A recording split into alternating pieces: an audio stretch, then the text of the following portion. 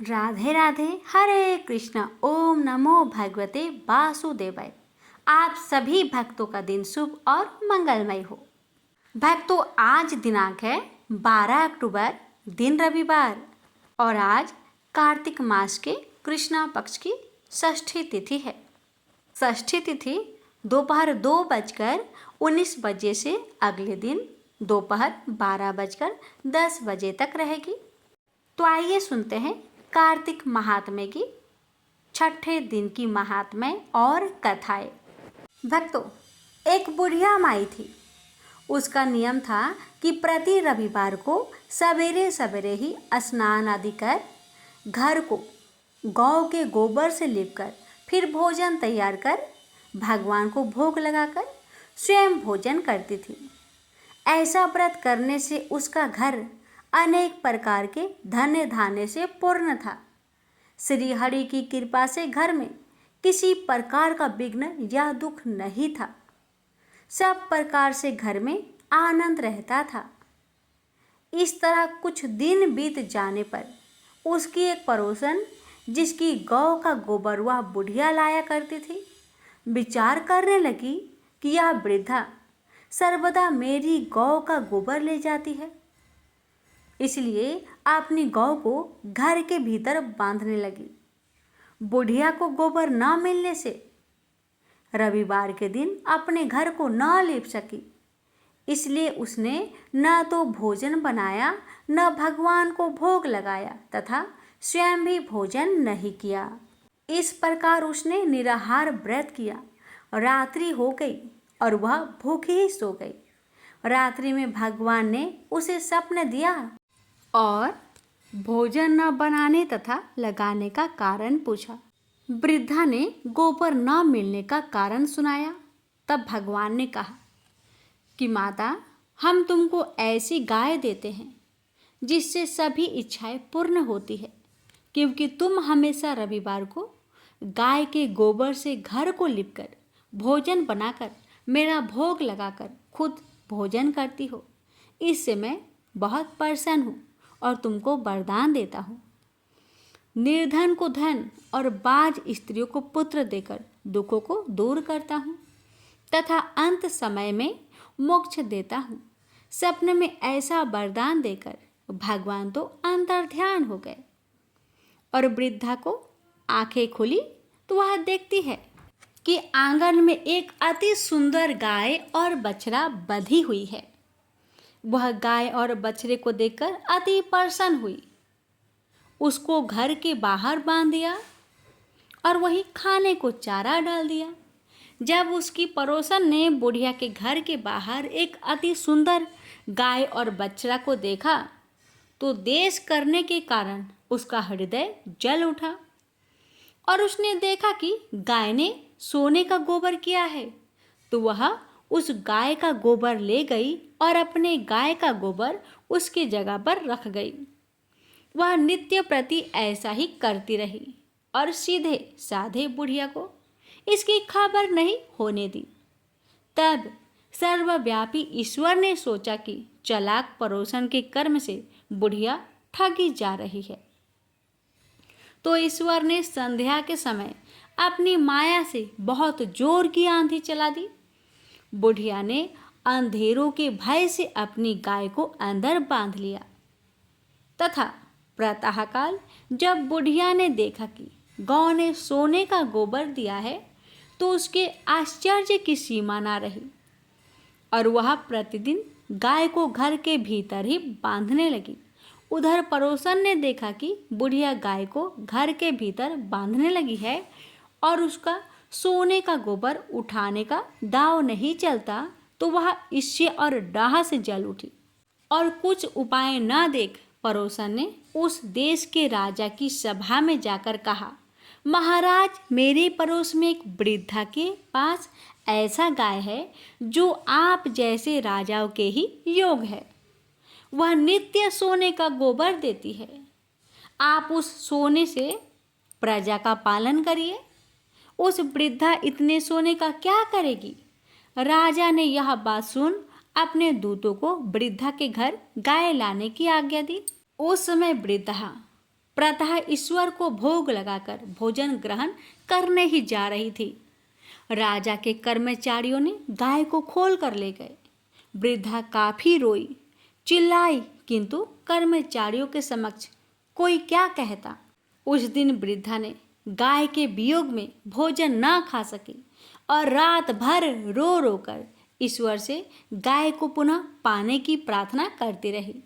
उधर राजा गाय को देखकर बहुत प्रसन्न हुआ, लेकिन सुबह जैसे ही वह उठा, सारा महल गोबर से भरा दिखाई देने लगा।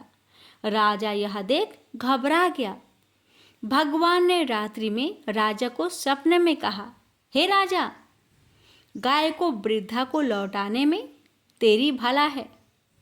उसके रविवार के व्रत से प्रसन्न होकर मैंने उसे गाय दी है। प्रातः होने पर राजा ने वृद्धा को बुलाकर बहुत से धन के साथ सम्मान सहित गाय और बछड़ा लौटा दिया।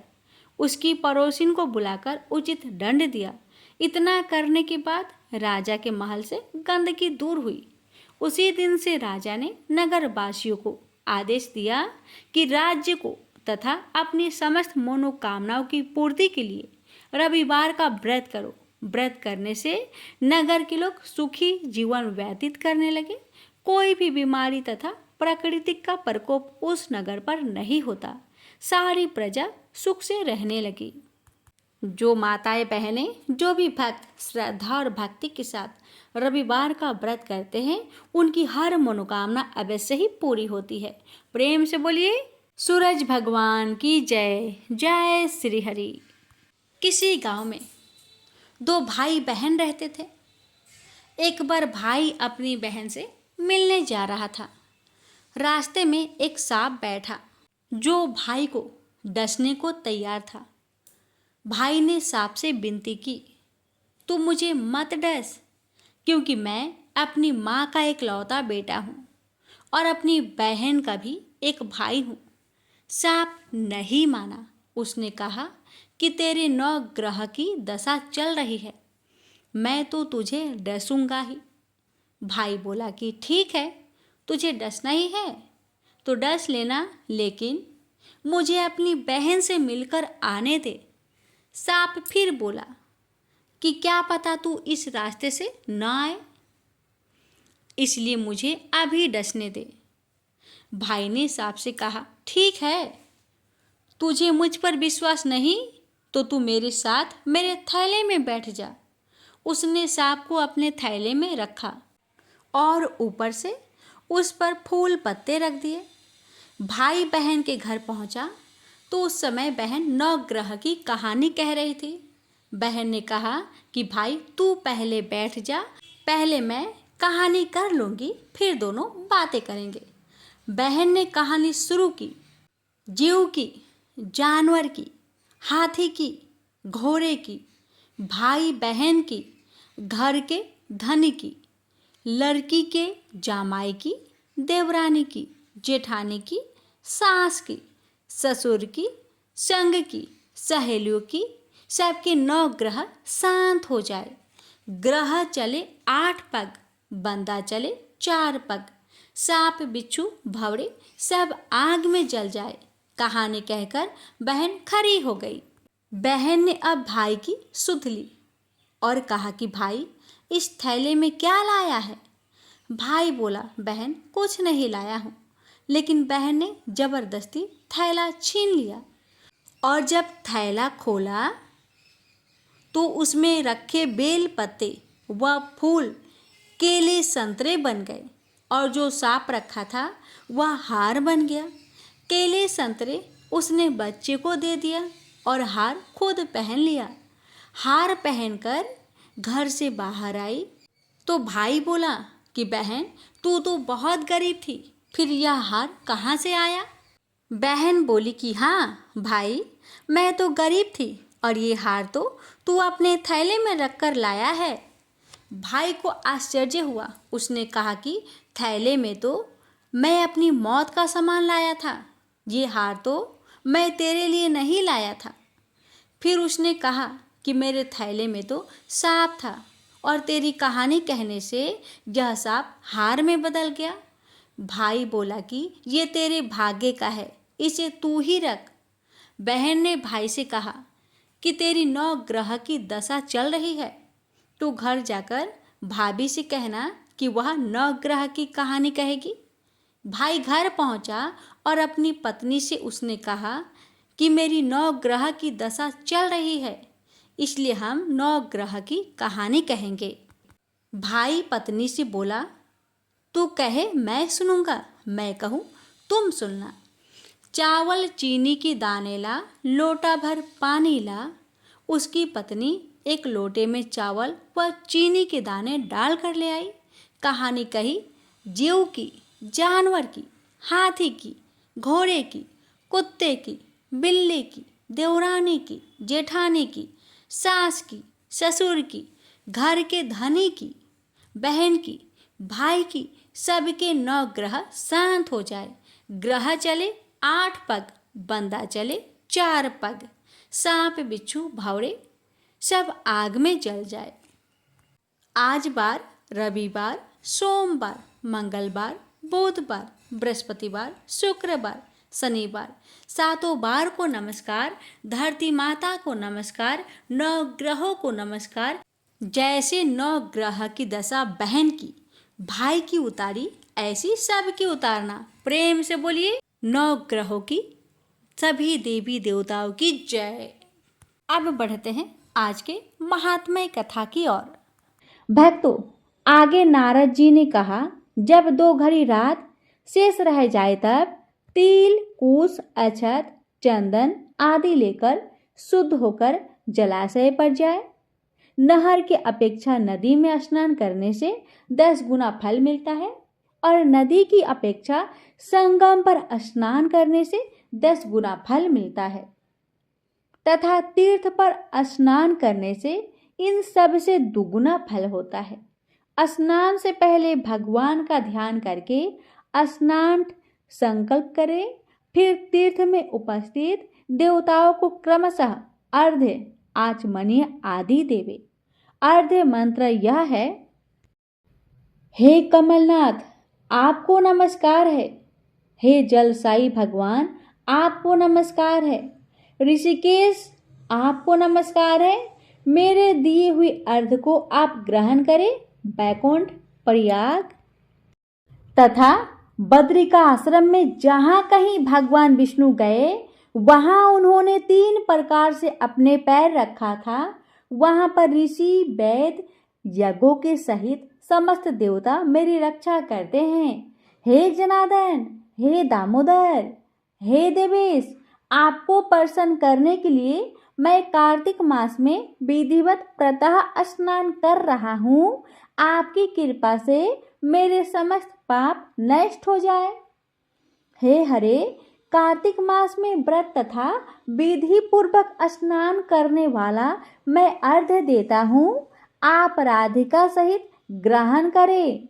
हे कृष्णा, हे प्रबल राक्षसों का नाश करने वाले भगवान, हे पाप नाशक, कार्तिक मास में नित्य प्रति दिए हुए मेरे इस अर्घ्य द्वारा कार्तिक स्नान का व्रत करने वाला फल मुझे प्राप्त हो।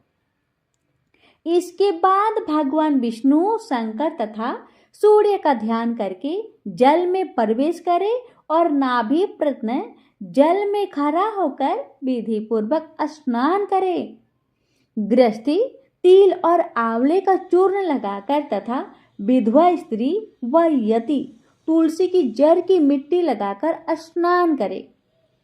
सप्तमी, अमावस्या, नवमी, त्रयोदशी, द्वितीय, दशमी आदि तिथियों को आंवला तथा तिल से स्नान करना चाहिए।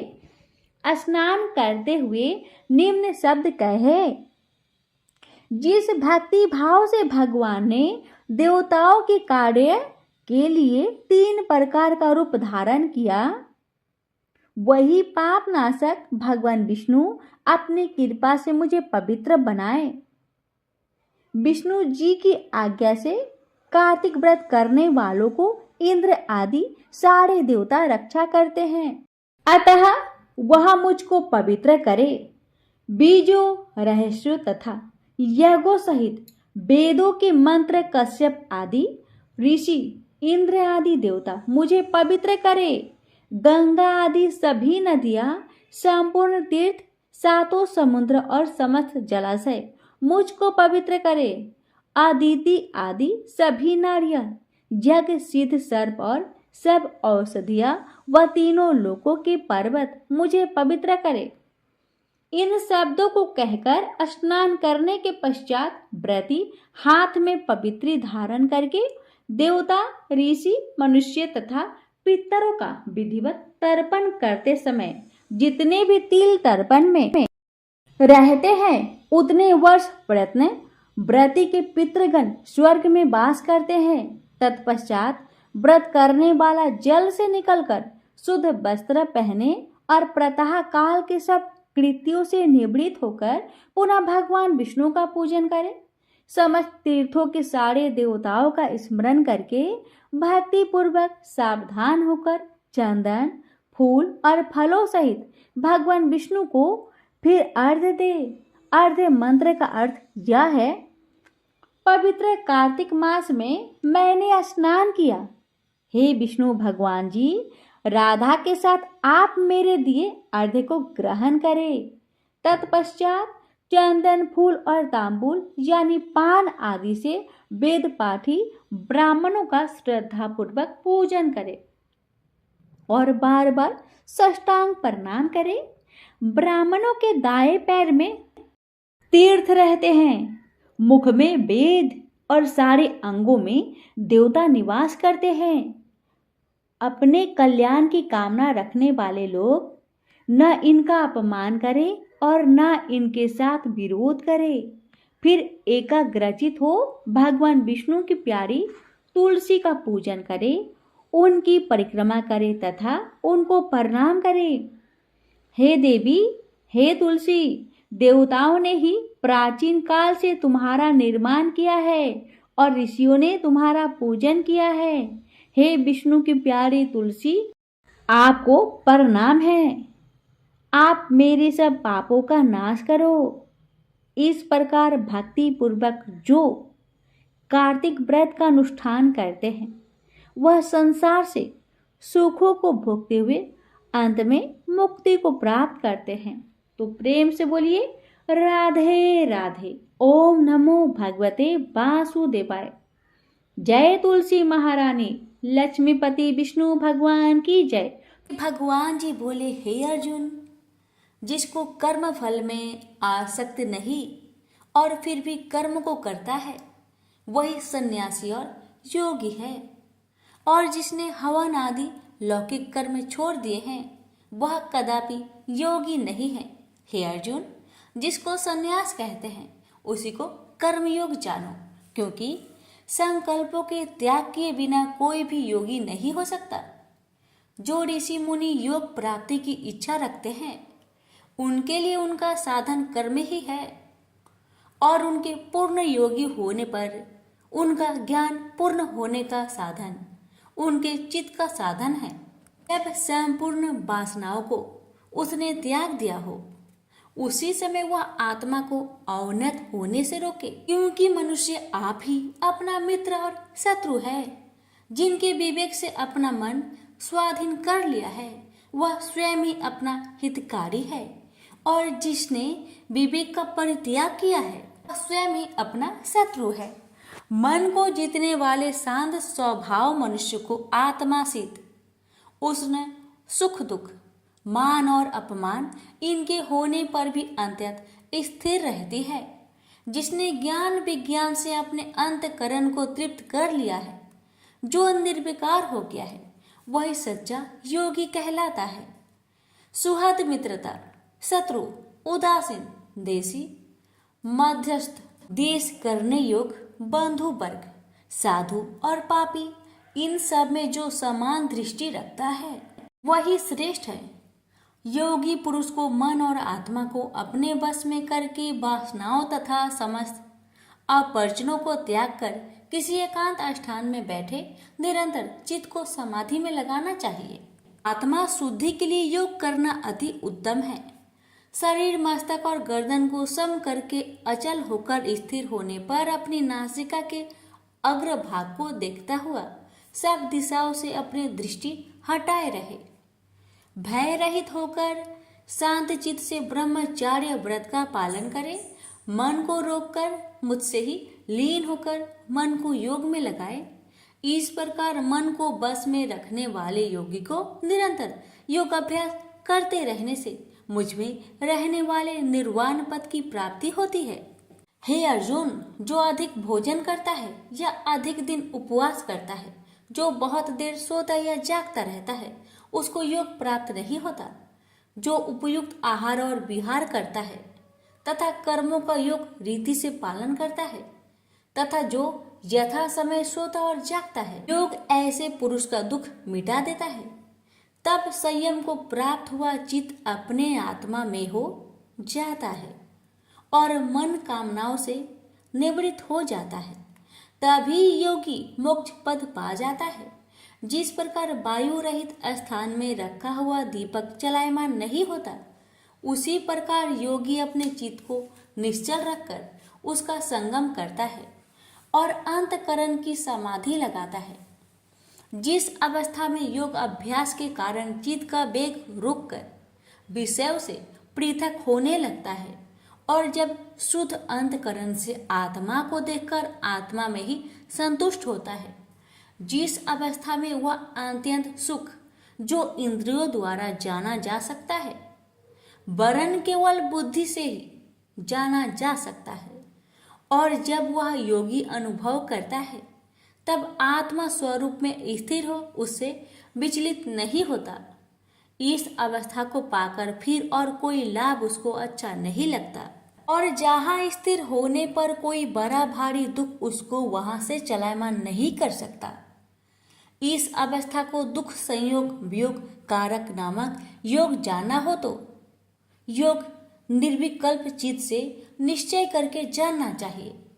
संकल्प से उत्पन्न होने वाला समस्त कामनाओं को त्याग कर और मन ही मन में सकल इंद्रियों को चारों ओर से रोककर धैर्य के साथ बुद्धि को अपने अधीन कर धीरे धीरे विषय से दूर हटा ले और भली भांति मन को आत्मा में स्थिर करके किसी वस्तु की इच्छा ना करे और चंचल मन जिधर जिधर जाए उधर से इसको हटाकर आत्मा के वश में करना चाहिए। इस प्रकार शांति चित्त तथा रजोगुण से रहित निष्पाप तथा ब्रह्म स्वरूप योगी को उत्तम सुख प्राप्त होता है।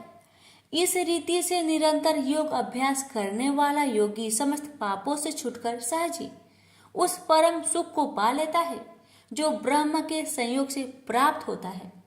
जिसका मन योग में स्थिर हो गया है उसकी दृष्टि भी सर्वत्र समान हो जाती है और वह सब प्राणियों में अपने को और अपने में सब प्राणियों को देखता है। जो सब प्राणियों में मुझको और मुझ में सब प्राणियों को देखता है, मैं उससे अलग नहीं रहता और मुझसे वह अलग नहीं रहता। जो अभेद भाव से रहता है, सब प्राणियों में स्थिर हो मेरा मनन करता है, वह योगी चाहे जिस अवस्था में रहे मुझ में मिल जाता है। हे अर्जुन, जो समस्त प्राणियों के दुख सुख के समान समझता है और सबको समान देखता है, वही श्रेष्ठ योगी है। अर्जुन बोले, हे मधुसूदन, आपने जो योग बताया कि सबको अपने ही समान देखे, सो मन के चंचल होने के कारण मैं उसको अपने में दृढ़ स्थिर नहीं देखता हूँ। हे श्री कृष्ण, यह चंचल मन बड़ा ही हठी पराक्रमी और दृढ़ है। इसको अपने अधीन रखना तो मुझे वायु को बांध कर रखने के समान ही प्रतीत होता है। श्री कृष्ण भगवान ने कहा, हे महाबाहो, इसमें संदेह कि मन अति चंचल है और इसे बस में करना बड़ा ही कठिन है। तो भी हे कुंती पुत्र, अभ्यास और वैराग्य से इसे बस में किया जा सकता है। जिसका मन बस में नहीं उसको योग अति दुर्लभ है। अर्जुन ने कहा, हे श्री कृष्ण, जिसमें श्रद्धा तो है पर योग प्राप्त करने में सफल नहीं हुआ है और जिसका चित्त योग से विचलित हो गया है, वह योग सिद्धि न पाने से किस गति को प्राप्त होता है? कृष्ण बोले, हे अर्जुन, उसका यहाँ नाश नहीं होगा, पर परलोक में भी नहीं होगा, क्योंकि उत्तम कर्म करने वाले किसी मनुष्य की दुर्गति नहीं होती। वह योग में असफल मनुष्य बहुत दिनों तक पुण्यवानों को प्राप्त होने वाले लोकों में वास करता है और फिर वहां से किसी पवित्र और धनवान मनुष्य के घर में आकर जन्म लेता है। इस प्रकार का जन्म पाना भी इस लोक में बड़ा दुर्लभ है। हे कुंती नंदन, यह योगियों के बस में जन्म लेकर पूर्व जन्म की बुद्धि संस्कार अर्थात आत्मा ज्ञान को पाता है और उससे अधिक सिद्धि के लिए यत्न करता है। पूर्व जन्म में किए योग अभ्यास के बल में अनेक विघ्नों के पड़ने पर भी यह मोक्ष को प्राप्त होता है। योग की केवल इच्छा ही हो तो पुरुष शब्द ब्रह्म के परे जा पहुंचता है। जो बड़े परिश्रम और यत्न से योग अभ्यास करता है वह पापों से छूट मोक्ष को पाता है। बड़े तपस्वियों से योगी श्रेष्ठ है। जो शुद्ध होकर अनेक जन्मों में परिश्रम करके सफल होता है और ज्ञानियों से भी योगी श्रेष्ठ है। इसलिए हे अर्जुन, तुम योगी बनो।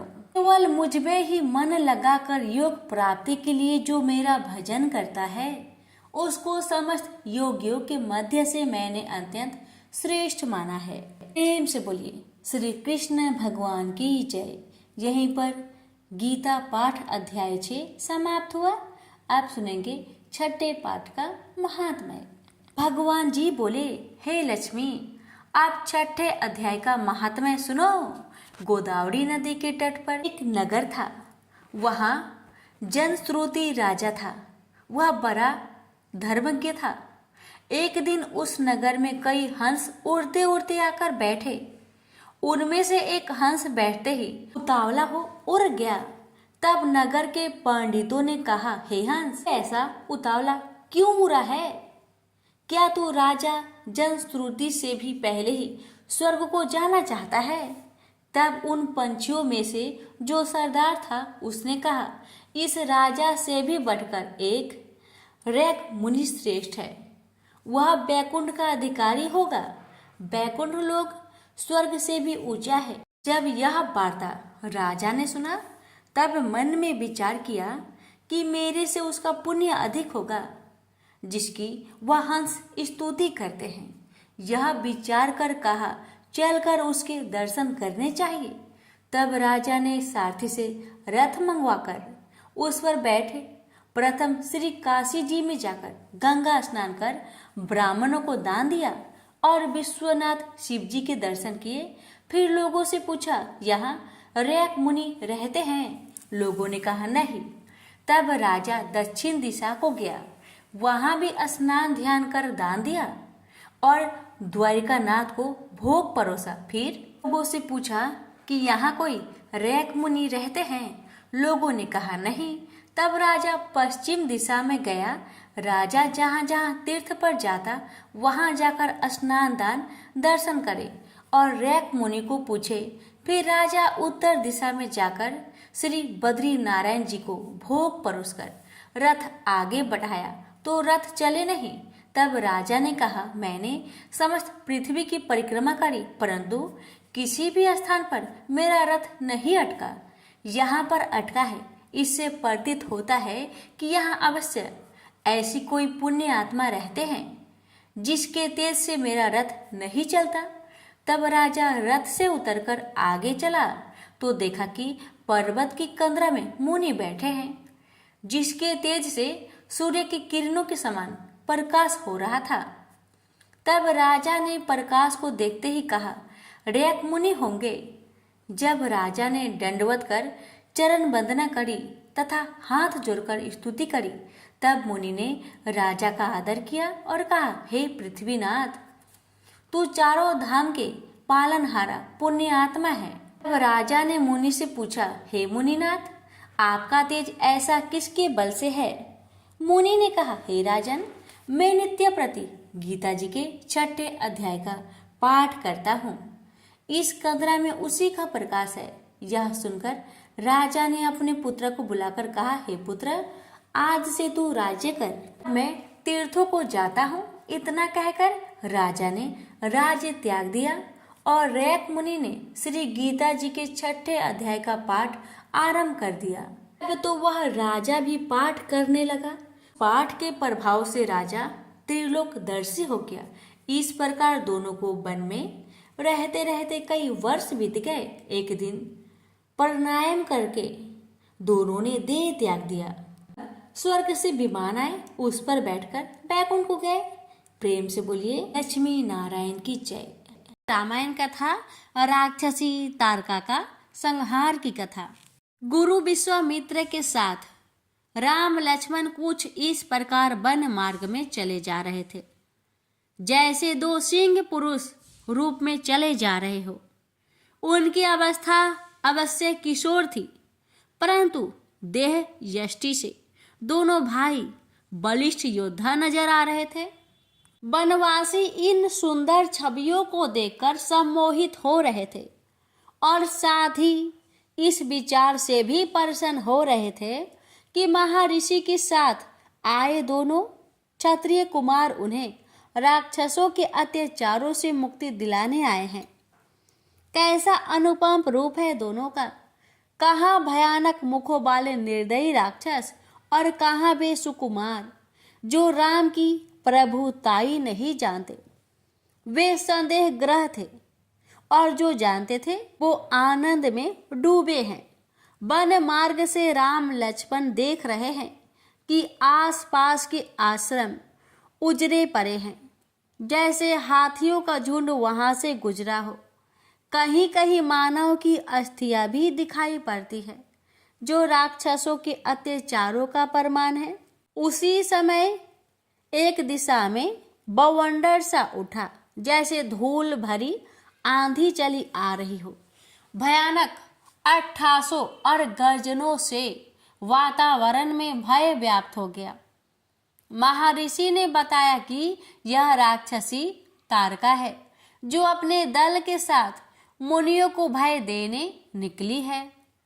राम ने अपने अवतार के उद्देश्य का शुभ आरंभ यही से करने का निर्णय कर लिया और अपना धनुष कंधे से उतारकर हाथों में ले लिया। अनुज लक्ष्मण ने भी राम का अनुसरण किया। महर्षि को अपने पीछे सुरक्षित कर अब दोनों रघुवंशी राक्षसों के विनाश के प्रथम अभियान हेतु तैयार थे। राक्षसी तारका भयानक गर्जना करती हुई समीप आ गई थी। कैसा भयंकर रूप था। साधारण हृदय का व्यक्ति देख ले तो हृदय घात से ही प्राण त्याग दे। उसने अपने सामने दो सुकुमारों को आहार के रूप में देखा तो अपनी लंबी जीवा लपलपाई और दांत किटकिटाए। ऐसा नरम मांस बहुत समय पश्चात दिखाई दिया है। राक्षस दल भी ललचा रहा था, परंतु इतना मांस तो तारका को भी पर्याप्त न होगा। पीछे खड़े मुनि की एक आध बोटी मिल बांटकर खा लेंगे, परंतु ये मन के ही लड्डू तो थे। अभी उन्होंने उन सुकुमारों के बाणों की तीक्ष्णता कहाँ देखी थी।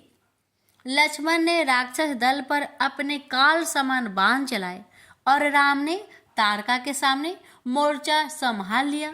तारका अपने बड़े बड़े दांतों वाले विकराल मुख को खोलकर भयानक रूप से राम की ओर झपटी तो राम ने उनके मुख को इतने बाणों से भर दिया कि उसे सांस लेना भी दूभर हो गया और वह पृथ्वी पर गिरकर तड़पने लगी। कुछ ही देर में उसके प्राण पेखरू उड़ गए। तारका के पृथ्वी पर गिरने से कितने ही राक्षस उसके विशालकाय शरीर के नीचे दबकर मर गए। बहुत से लक्ष्मण ने मार गिराए और अब दोनों भाइयों ने शेष बचे राक्षसों को घेर घेर कर नरक की यात्रा पर भेजना प्रारंभ किया। कुछ भाग्यशाली थे जो वहां से प्राण बचाकर भाग गए। प्रथम युद्ध विजित कर दोनों भाइयों ने महर्षि के सामने शीश झुकाकर आशीर्वाद प्राप्त किया। महर्षि प्रसन्न थे। दोनों भाई उनके साथ आश्रम में गए, जहां राक्षसों ने उनकी अनुपस्थिति में उत्पात मचाया हुआ था। दोनों भाइयों ने अपने धनुष बाण एक और रखकर वहां की साफ सफाई की और वेदी को व्यवस्थित किया, पत्तों डालियों को समेटकर साफ किया, फिर कुटिया की मरम्मत में महर्षि का सहयोग करने लगे। महर्षि बता रहे थे कि कैसे इन राक्षसों ने वनवासियों और मुनिजनों को पीड़ित कर रखा था। कुछ ऐसी हृदय विदारक घटनाओं का भी उन्होंने वर्णन किया जो राक्षसी प्रवृत्ति की चरम निर्दयता थी। लक्ष्मण तो क्रोध से भर उठे, तभी एक ओर से कोलाहल उठा तो राम सजग हो गए। अवश्य ही तारका वध की सूचना मारीच व सुबाहु को मिल गई थी और वे उस गीदड़ की भांति चले आ रहे थे जिसकी मृत्यु आती है तो वह गांव की ओर भागता है। राम लक्ष्मण ने अपने धनुष बाण उठा लिए और राक्षस दल का विनाश करने के लिए तैयार हो गए। कुशल रण योद्धा की भांति उन्होंने व्यूह बना लिया था। दोनों भाई दोनों दिशाओं में मुख करके खड़े हो गए। राक्षस दल भारी शोरगुल करते बढ़े चले आ रहे थे। मारीच बड़ा विकराल और क्रूर लग रहा था। तारका को मारने वाले को सामने देखकर वह क्रोध से भर गया। वह जैसे ही एक बार में राम के प्राण हर लेना चाहता था, अतः अपना विशाल फरसा लेकर वह उनकी ओर दौड़ा। राम ने बिना फल वाले बाण का सिद्धांत किया और मारीच को लक्ष्य करके चला दिए। तेज हवा में जैसे कोई सूखा पत्ता उड़ जाता है, उसी प्रकार मारीच भी उस बाण के वेग से उड़ गया और कुछ ही क्षण में आंखों से ओझल हो गया।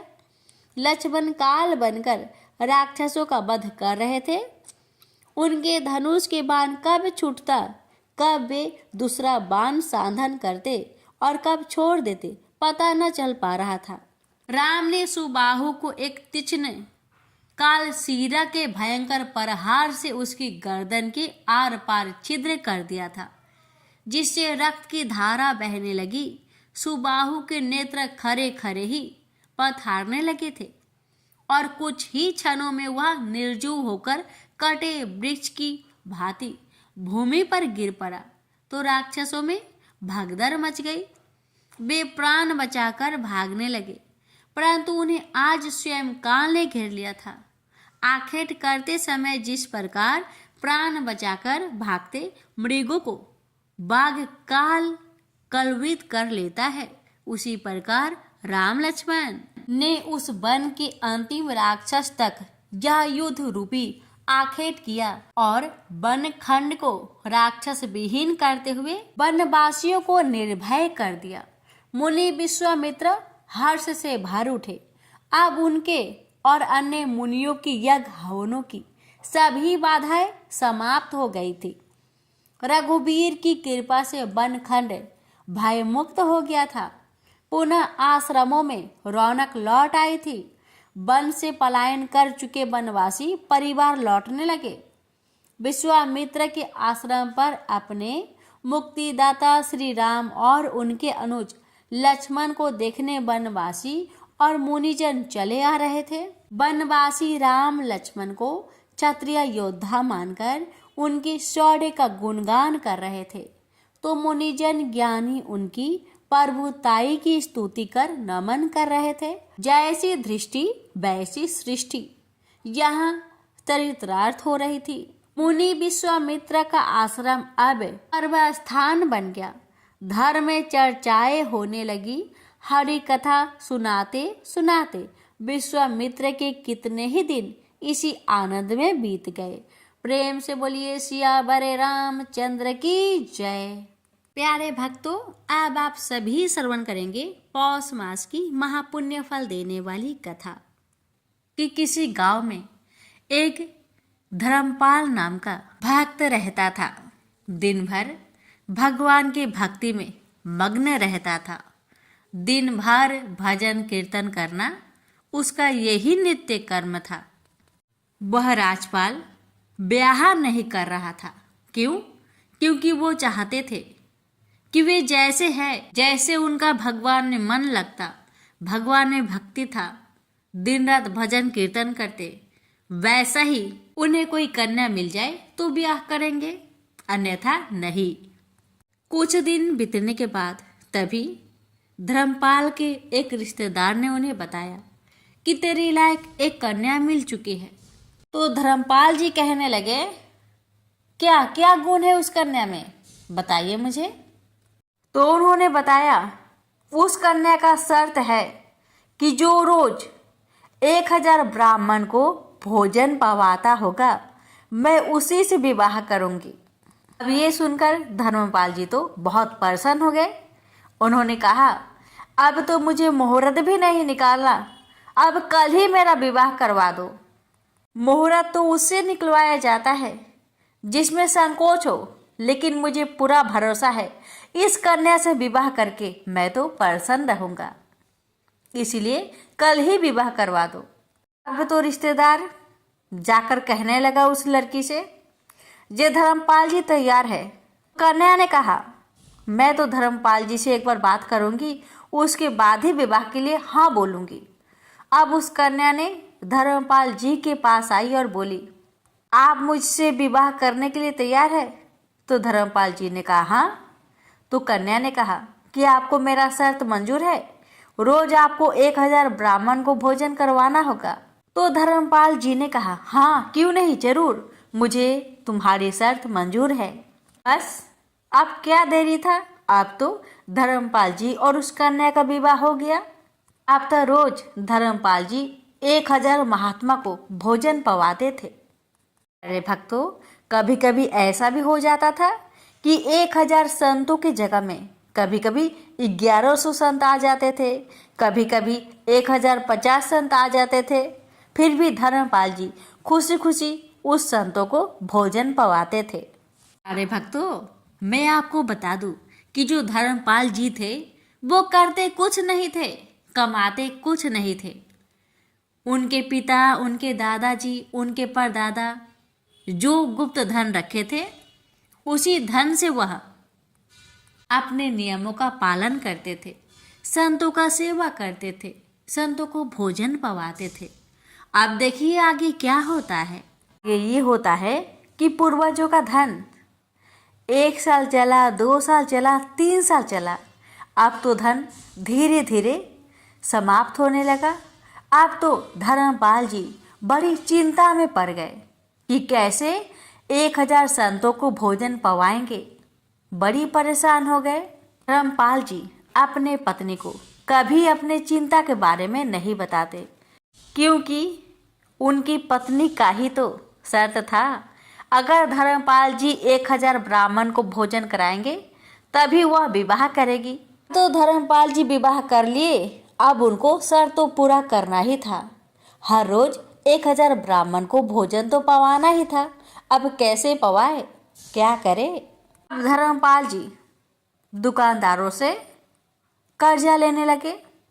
बहुत नामी थे, इसलिए हर कोई उन्हें कर्जा दे देता था।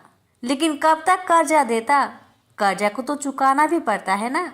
धर्मपाल जी कमाते नहीं थे तो चुकाएंगे कैसे। अब कर्जा लेते लेते 1 साल तक उन्होंने कर्जा से ही संत सेवा किया।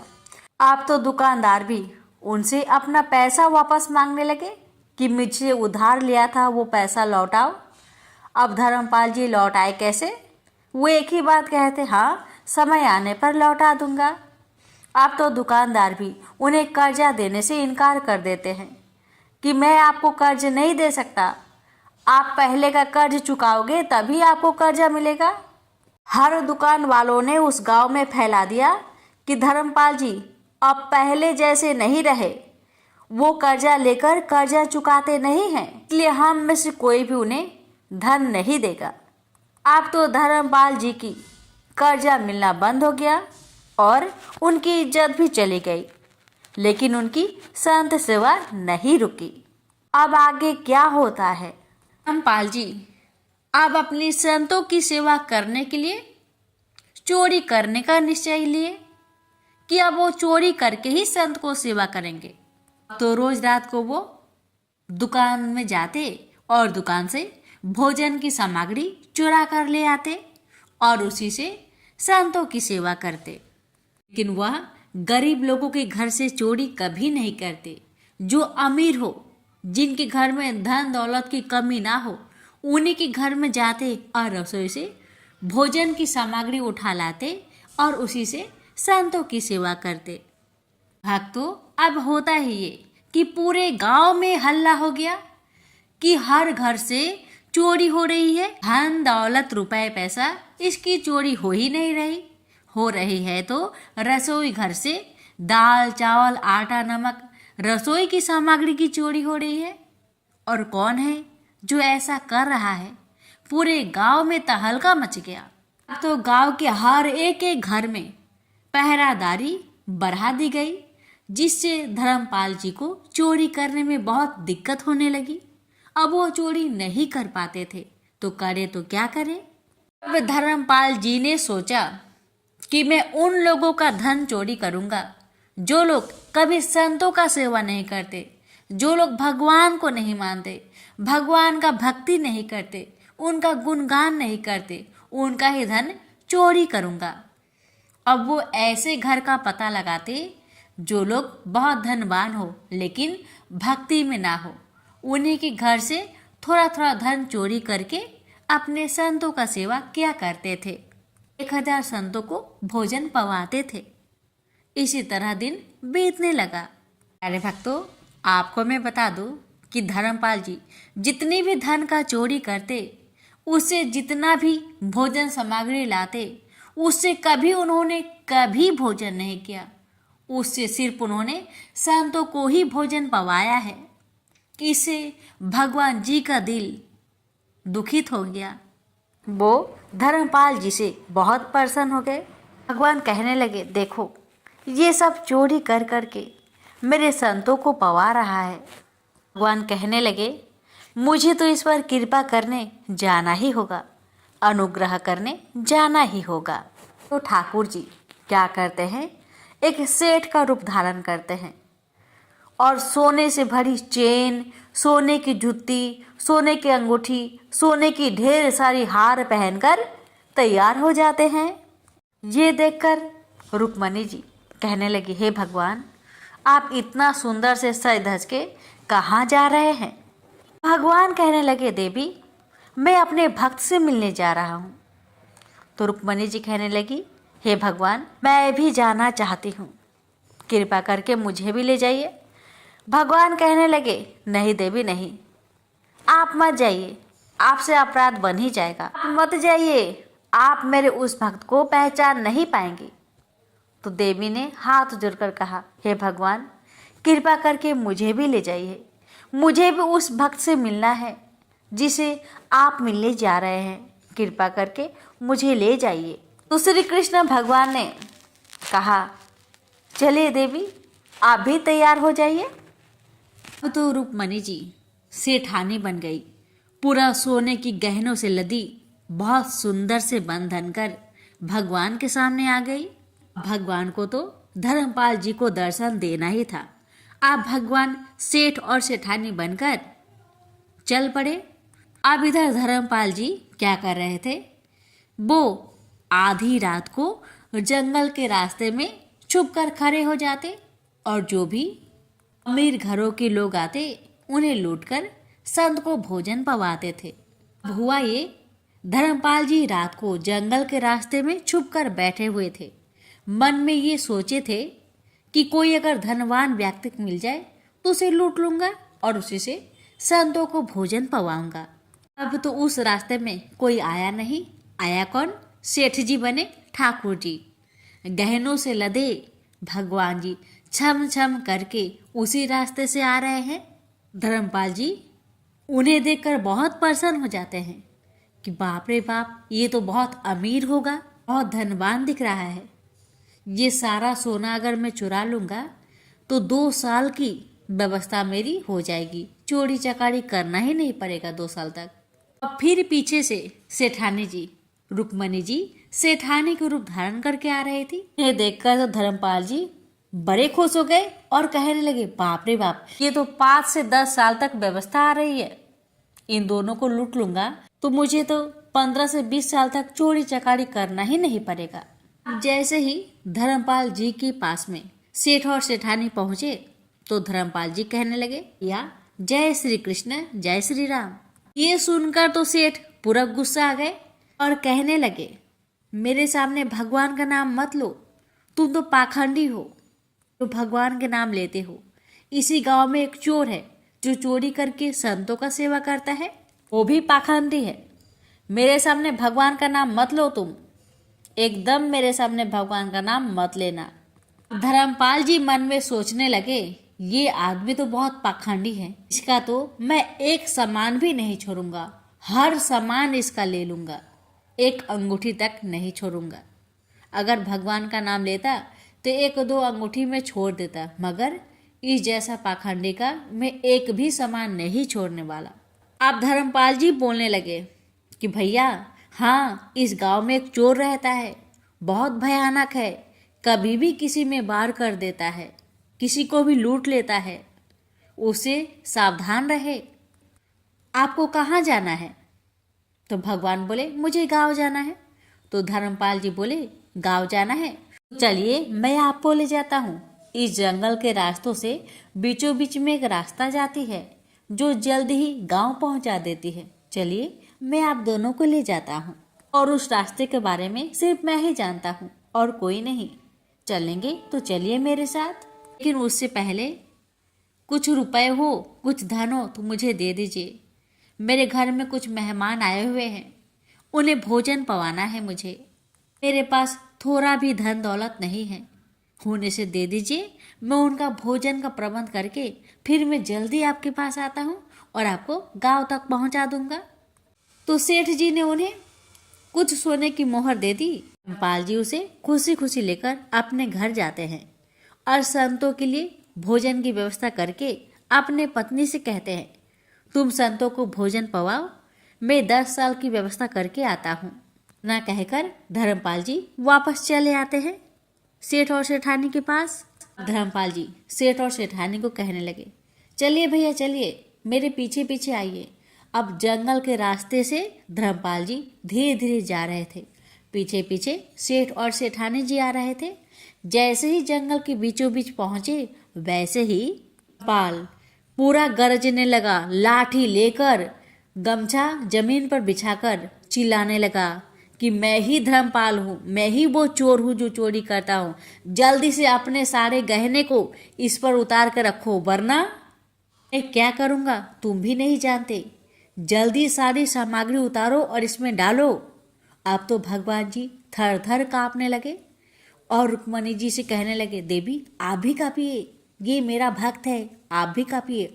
अब तो देवी रुक्मणी और भगवान जी दोनों थर थर कांपने लगे और सारे गहने उतारकर उस अंगूठे में डालने लगे। लेकिन भगवान के अंगूठे में एक अंगूठी थी जो बचपन से ही नहीं निकलती थी। अब धर्मपाल जी कहने लगे, भैया उस अंगूठी को भी निकालो। तो सेठ जी कहने लगे, नहीं, ये अंगूठी बचपन से ही नहीं निकलती है, ये नहीं निकल सकती। तब तो धर्मपाल कहने लगा, जब मैंने जय श्री कृष्ण बोला बड़ा चिल्ला रहे थे, यह अंगूठी तो मैं नहीं छोड़ूंगा, तुम्हारा उंगली काट कर अंगूठी निकालूंगा, लूंगा तो जरूर। इस अंगूठी से संतों की 2 महीने की व्यवस्था आसानी से हो जाएगी, इसलिए अंगूठी तो छोड़ूंगा नहीं मैं, तुम्हारा अंगूठा काट कर ही इस अंगूठी को निकालूंगा मैं। अब तो धर्मपाल जी ने भगवान की अंगुली को पकड़ी और जैसे ही काटने वाले थे वैसे ही भगवान शंख पद्म गदाधारी भगवान प्रकट हो गए। रुक्मणी जी महालक्ष्मी के रूप में प्रकट हो गई और दोनों ने धर्मपाल को अंक में भर लिया। अब तो धर्मपाल जी समझ नहीं पा रहे थे कि क्या हुआ। जब उन्होंने देखा तो सामने देखे जो भगवान खड़े हैं। ये देखकर धर्मपाल जी को बहुत दुख हुआ। वह घुटनों के बल बैठकर जोर जोर से रोने लगे और कहने लगे, हे भगवान, आज मैंने अपने भगवान को ही लूट लिया। मैं बहुत पापी हूँ कि अपने भगवान को नहीं पहचान सका। मैं अपने भगवान की ही उंगली को काटने पर उतर गया। हे भगवान, मुझे क्षमा करे, मैं बहुत पापी हूँ। भगवान कहने लगे, हे धर्मपाल, तुम पापी नहीं हो, तुम्हारी भक्ति देखकर ही हम तुम्हें दर्शन देने आए हैं। तुम चोरी डकैती करके खुद भोजन थोड़ी न करते हो, तो मेरे भक्तों की सेवा करते हो। मैं मानता हूँ कि तुमने गलत काम किया है। गलत काम करके संतों को भोजन पवाते थे, लेकिन खुद भूखे रह जाते थे। उस धन से, उस चोरी से कुछ गलत तो नहीं करते, मेरे संतों की ही तो सेवा करते। भगवान कहने लगे, धर्मपाल तुम चिंता मत करो, दुखी मत हो। तुमने आज तक उन लोगों के घर से चोरी किया जो लोग भगवान को नहीं मानते, भगवान का नाम नहीं जपते, भगवान को नहीं भजते। उनका ही धन लेकर तुमने संतों को भोजन पवाया है। शास्त्रों में कहा जाता है, जिसका धन से ब्राह्मण भोजन करे वह पुण्य उसी को जाता है। तुमने तो कोई गलत नहीं किया। अपने पूरे गांव में उन लोगों को पुण्य दिया है जो कभी संतों का सेवा नहीं करते, जो कभी भगवान को नहीं मानते। तुमने तो पुण्य बांटा है और बहुत अच्छा काम किया है। अगर तुम अपने प्रयोग में उन धन को लगाते तो ये पाप कहा जाता, लेकिन तुमने तो आज तक चोरी का धन कभी अपने प्रयोग में लाया ही नहीं, तो पाप कहाँ से लगेगा। इसी कारण से हम तुमसे बहुत प्रसन्न हैं। यह सुनकर धर्मपाल जी भगवान के चरणों से लिपट गए और जोर जोर से रोने लगे और कहने लगे, हे भगवान, हे नाथ, आप बड़े कृपालु है। अब भगवान कहने लगे, हे धर्मपाल, अब हमने तुम्हें दर्शन दे दिया, अब हम जाए। और हाँ सुनो, ये जो जितना धन तुमने इकट्ठा किया है, ये सारा धन 20 साल का व्यवस्था नहीं है। धर्मपाल जी बोले, तो कितने साल की है? भगवान बोले, जब तक तुम जीवित हो तब तक इस सारे धन से तुम संतों को आराम से भोजन पवा सकते हो। इससे संत सेवा हमेशा चलती रहेगी। भगवान कहने लगे, धर्मपाल एक बात कहूँ, ये जितना धन है ना, हम दोनों तुम्हारे लिए ही लेकर आए थे, ताकि तुम्हें कभी चोरी और डकैती ना करना पड़े। और हाँ धर्मपाल, जितने लोगों से तुमने कर्जा लिया था ना, उन्हें भी चुका देना। तो फिर हम जाए यहाँ से। तो धर्मपाल जी भगवान के चरणों में गिर पड़े और कहने लगे, हे भगवान, आज मुझे आपका दर्शन हुआ, ये सिर्फ मेरी पत्नी के वजह से हुआ। अगर मेरी पत्नी का ये नियम नहीं होता कि 1000 संतों को भोजन पवाना हो, तो शायद आज मैं आपका दर्शन नहीं कर पाता। आज मैं आपका दर्शन कर रहा हूँ, तो इसमें सबसे बड़ा योगदान मेरी पत्नी का है। हे भगवान, मैं आपसे मिला हूँ, मैं अपनी पत्नी को बता भी नहीं सकता, क्योंकि उसी के वजह से मैं आज आपका दर्शन कर पाया हूँ। हे भगवान, मेरी आपसे विनती है कि आप मेरे घर चलिए और मेरी पत्नी को भी दर्शन दीजिए। अब भगवान 2 छोटे छोटे बालक और बालिका के रूप में प्रकट हो जाते हैं और धर्मपाल जी के गोद में बैठकर उनके घर को जाते हैं। जैसे ही धर्मपाल जी अपने घर को पहुंचते हैं और अपने पत्नी को पुकारते हैं, देखो कौन आए हैं, जल्दी आओ। जैसे पत्नी बाहर आती है तो धर्मपाल जी के गोद में रुक्मणी जी, कृष्ण भगवान छोटे छोटे बालक के रूप में बैठे होते हैं। तभी धर्मपाल जी की पत्नी कहती है, ये बालक कौन है? तो धर्मपाल जी कहते हैं, ये बालक नहीं, ये तो साक्षात द्वारिकाधीश हैं। तभी भगवान और रुक्मणी जी अपने असली रूप में प्रकट हो जाते हैं और दोनों पति पत्नी को दर्शन देकर भगवान वहां से प्रस्थान कर जाते हैं। प्रेम से बोलिए, भक्त वत्सल भगवान की जय। जय श्री कृष्ण। राधे राधे। अब सुनिए तुलसी चालीसा पाठ और आरती। जय जय तुलसी भगवती सत्यवती सुखदानी, नमो नमो हरि प्रियसी श्री वृंदा गुण खानी। श्री हरि शीश विराजिनी देहु अमर बर अम्बे, जनहित है वृंदावनी अब न करहु विलंबे। नमो नमो तुलसी महारानी, महिमा अमित न जाए बखानी। दियो विष्णु तुमको सन्माना, जग में छायो सुयस महाना। विष्णु प्रिया जय जयति भवानी, ती हो लोक की हो सुखी खानी। भगवत पूजा करे जो कोई, बिना तुम्हारे सफल न होई। जिन घर ताओ नहीं होई निवासा, उस घर करे ही विष्णु नहीं वासा। करे सदा जो ताओ नित्य सुमिरन, तेहि के काज होए सभी पूरन। कार्तिक मास महात्म तुम्हारा, ताको जानत सब संसारा। तव पूजन जो करे कुवारी, पावे सुंदर बर सुके मारी। कर जो पूजा नित्य प्रति नारी, सुख संपत्ति से होए सुखारी।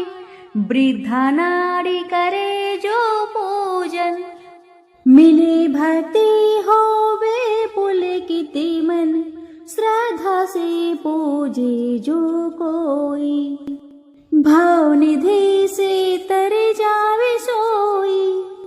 कथा भागवत यज्ञ करावे, तुम बिन नहीं सफलता पावे। छायो तबे प्रताप जगे भारी, ध्यावत तुम्हें ही सकल चिति धारी। तुम ही मात्र यंत्रन तंत्रन में, सकल काज सिद्धि होवे क्षण में। सकल काज सिद्धि होवे क्षण में, औषधि रूप आप हो माता। सब जग में तो यश विख्याता, देव ऋषि मुनि और तपेधारी। करत सदा तो जय जयकारी, वेद पुराणन तो यश गाया। महिमा अगम पार न पाया। नमो नमो जय जय सुखी कारिणी, नमो नमो जय जय दुखी निवारिणी। नमो नमो सुख संपत्ति देनी, नमो नमो अघ काटन छेनी। नमो नमो भगतन दुख हरनी, नमो नमो दुष्टन मद छेनी। नमो नमो भव पार उतारनी, नमो नमो परलोक सुधारनी। नमो नमो निज भक्त उबारनी, नमो नमो जन काज सवारनी। नमो नमो जय कुमति नसावनी, नमो नमो सब सुख उपजावनी। जयति जयति जय तुलसी माई, ध्याओ तुमको शीस नवाई। निज जन जनी मोहि अपनाओ, बिगड़े कारज आप बनाओ। करो विनय में माते तुम्हारी, पूरन आशा करहु हमारी। शरण चरण कर जोरी मनाओ, निस दिन तेरे ही गुण में गाऊं। करहु मात अब मोह पर दाया, निर्मल होई सकल मम काया। मांगो मात यहाँ पर आप दीजे, सकल मनोरथ पूरन कीजे। जानू नाही कुछ नेम आचारा, क्षम हो मात अपराध हमारा।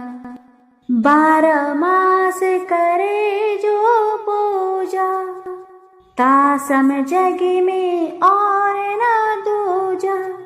प्रथम ही गंगा जल मंगावे, फिर सुंदर स्नान करावे। चंदन आछत पुष्प चढ़ावे, धूप दीप नेवध लगावे। करे आज मन गंगा जल से, ध्यान करे हृदय निर्मल से, पाठ करे फिर चालीसा की, स्तुति करे माते तुलसा की। जह विधि पूजा करे हमेशा, ताके तने नहीं रहे कलेशा। करे मास कार्तिक का साधन, शोभे नीत पवित्र सिद्ध हुई जाहि।